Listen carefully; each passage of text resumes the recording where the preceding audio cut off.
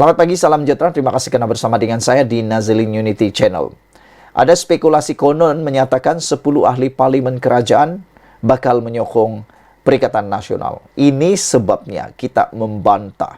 Ini sebabnya kita menafikan dakwaan itu. Faktor pertama ialah yang tidak akan menyebabkan perkara ini menjadi ialah Dr. Ashraf Wajdi Dusuki telah pun mendedahkan bahawa bon kesetiaan RM100 juta telah dimeterai antara parti dan ahli-ahli Parlimen Barisan Nasional untuk kekal setia sekiranya spekulasi wakil rakyat mereka bakal berpaling tada. Saudara-saudara sekalian, Dr. Ashraf Wajdi Dusuki mengatakan bahawa sesiapa ahli Parlimen UMNO yang mahu berpaling tada menyokong Perikatan Nasional, mereka akan dikenakan bon denda sebanyak 100 juta. Saudara-saudara sekalian, apa yang dikatakan ini memang amat-amat bertepatan dan amat-amat sesuailah untuk situasi panas politik sekarang. Tindakan UMNO menyatakan syarat ini 100 juta ringgit. Kalau berpaling tada, denda 100 juta ringgit ini sebenarnya bukan sekadar menyelamatkan UMNO, bukan sekadar menyelamatkan Barisan Nasional, tetapi harus kita puji kerana ia dapat menyelamatkan negara, kestabilan negara dapat kita nikmati sehingga pada PRU yang akan datang. Saya fikir semua ahli parlimen, semua parti politik boleh meniru kebijaksanaan UMNO Barisan Nasional ini. Yang mana setiap ahli parlimen yang mahu berpaling tadah menyokong parti yang lain boleh dikenakan denda. Jangankan 100 juta, kenakan 1 bilion lagi sesuai. Ini dapat menyelamatkan negara, dapat menyelamatkan Malaysia, dapat menyelamatkan parti politik. Kalau tidak, sampai bila-bila kita akan berhadapan dengan risiko negara tak stabil. Jadi, dengan kata ini, saya mengatakan kepada Anda bahawa dengar boleh tapi percaya jangan. Itu kata-kata seorang daripada netizen di laman komen ini yang mengatakan bahawa dengar boleh tapi percaya jangan.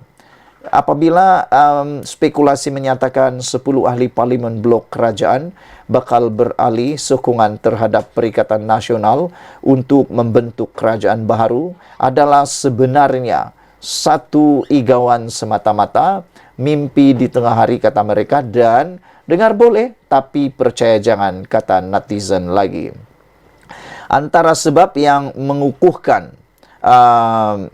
alasan netizen untuk tidak percaya terhadap spekulasi ini sudah saya nyatakan tadi, yaitu apabila bon kesetiaan RM100 juta telah dikenakan terhadap semua ahli parlimen UMNO. Dan harus kita ingat juga, dalam parti Pakatan Harapan, yaitu PKR, buktinya sudah ada. Zuraida Kamarudin telah dikenakan denda 10 juta ringgit kerana beralih sokongan semasa langkah Sheraton. Dan dia telah kalah. Mahkamah telah menyatakan beliau perlu membayar 10 juta ringgit terhadap PKR.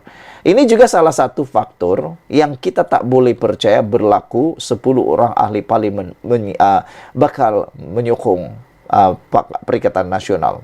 Kalau nak cakap dari Sabah dan Sarawak, jauh sekali lah untuk kita percaya. Kerana mana mungkin daripada Sabah nak menyokong Perikatan Nasional, sedangkan orang di Sabah sekarang menikmati peruntukan yang sangat tertinggi dalam sejarah. Begitu juga dengan Sarawak, sudah memperoleh timbalan Perdana Menteri. Bukankah itu satu keuntungan kepada mereka? Dan pastilah, saya yakin ahli parlimen Sabah dan Sarawak mempunyai karakter dan juga mentaliti yang berbeza dengan ahli-ahli parlimen daripada tanah seberang. Mereka ni mempunyai pemikiran yang berbeza, mempunyai cara berpolitik yang berbeza. Yang menguntungkan itu yang diikut. Ada banyak bukti sudah, khususnya di Sabah. Mana yang menguntungkan itu yang diikut. Jadi sekarang ini yang menguntungkan ialah Pakatan Harapan, Kerajaan Perpaduan sekarang.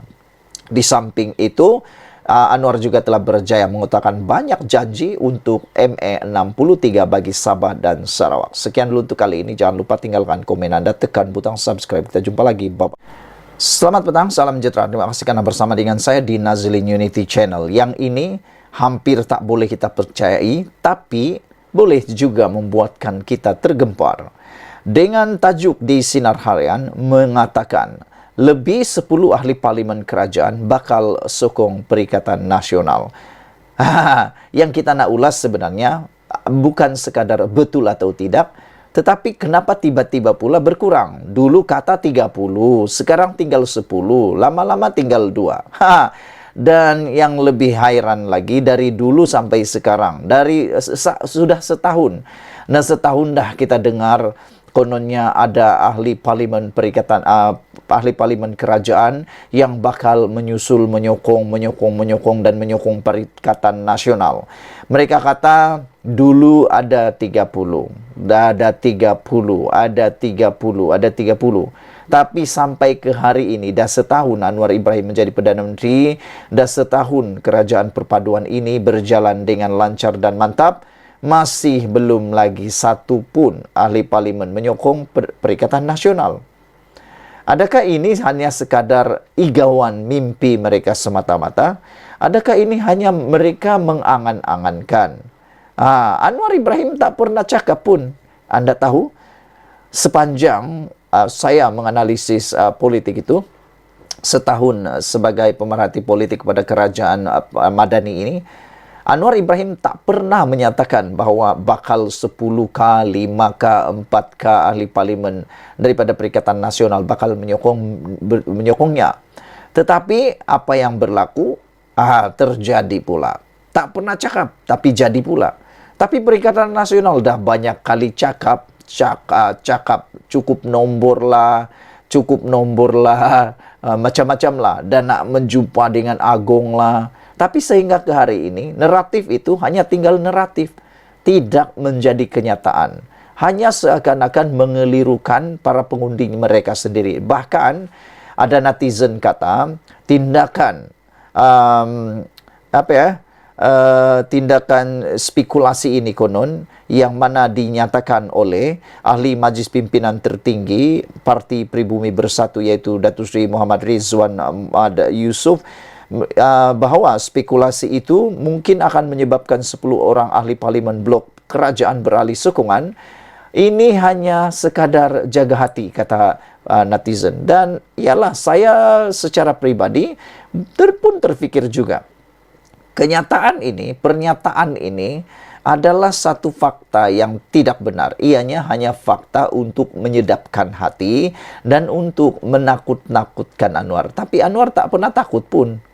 Kalau 10 orang saja nak pindah, tak apa, tiada masalah pun. Tidak akan bubar dan tidak akan jatuh kerajaan itu.